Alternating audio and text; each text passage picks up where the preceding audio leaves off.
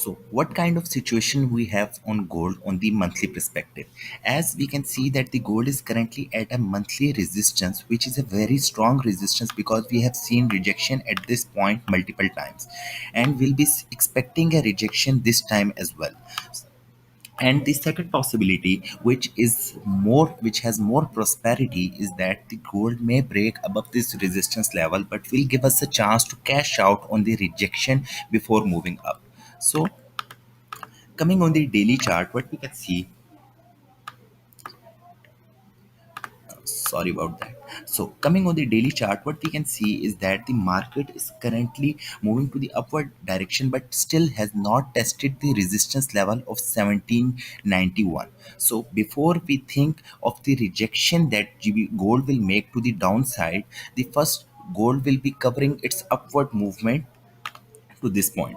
So the first trade which we can take is that as soon as the week starts, we can wait for the market to make its downside tail, because as we can see, gold has been tailing to the downside a lot. So as soon as the gold makes a downward tail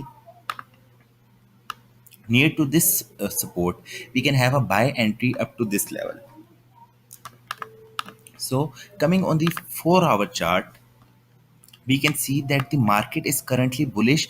This resistance, which is now turned to support, is currently being tested, and market is rejecting this support multiple times. So we're expecting the market to move in the upward direction. So currently market will be moving towards this point, and as soon as the market changes the direction, its pressure from that point in the downward direction, we can have a good sell entry minimum up to this point, and at this point we will close half lots and place the SL at entry point, which is our strategy to book some profit and have a safe trade running.